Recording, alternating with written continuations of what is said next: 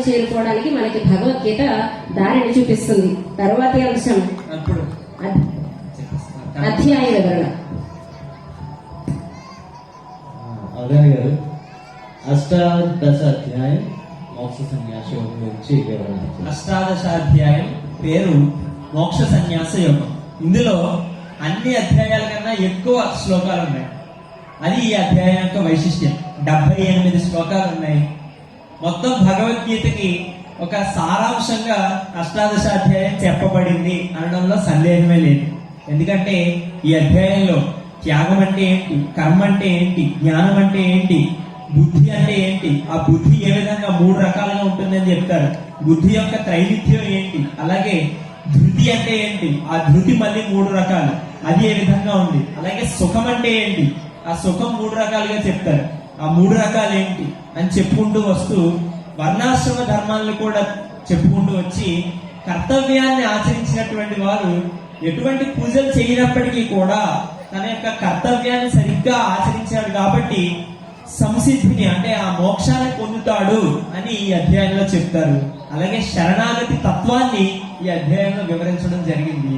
మొత్తానికి సారాంశంగా 18 అధ్యాయాలు మనం చదవలేకపోయినప్పటికీ కూడా 18వ అధ్యాయాన్ని మాత్రం మనం చదివేటువంటి ప్రయత్నం చేద్దాం. శ్లోకాలు ఎక్కువగా ఉన్నప్పటికీ కూడా మనం భయపడాల్సిన అవసరం లేదు.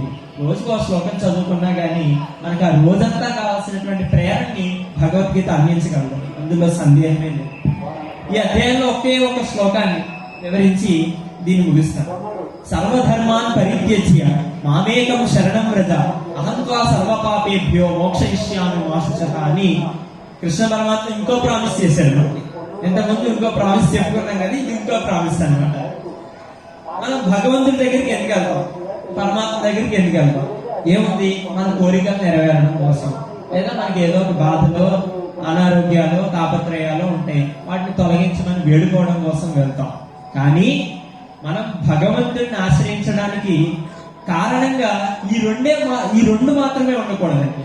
మన జన్మని సార్థకం చేయండి తండ్రి అని పరమాత్మను మనం భక్తితో ప్రార్థించాలి. అందుకని ఇక్కడ ఏమంటారు, సర్వధర్మాన్ని పరిత్యజ్య.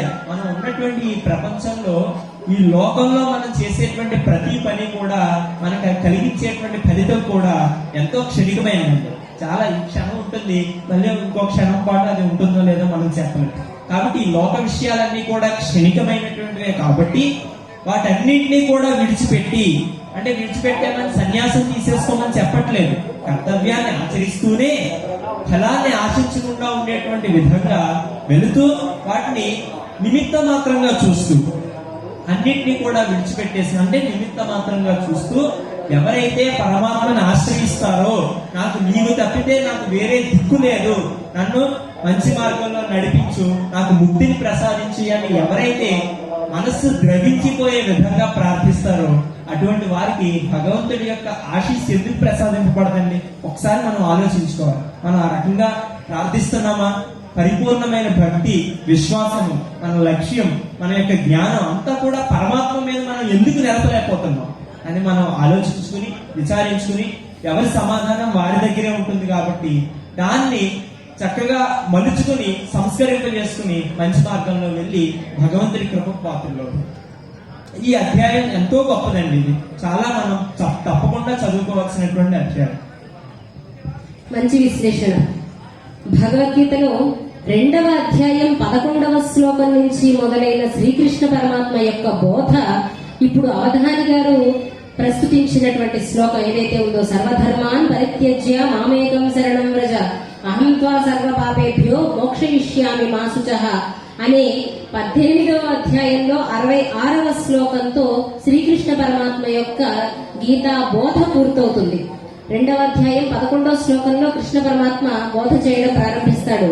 18వ అధ్యాయంలో అవధాని గారు ఇప్పుడు చెప్పినటువంటి ఈ శ్లోకంతో పరమాత్మ యొక్క బోధ పూర్తవుతుంది. వారు చెప్పినట్టుగా మొత్తం భగవద్గీత యొక్క సారాంశం అంతా కూడా ఆ శ్లోకంలో ఇమర్చబడి ఉంది. మంచి వివరణ అందించినందుకు అవధాని గారికి ప్రత్యేకంగా కృతజ్ఞతలు, ధన్యవాదాలు తెలియజేస్తూ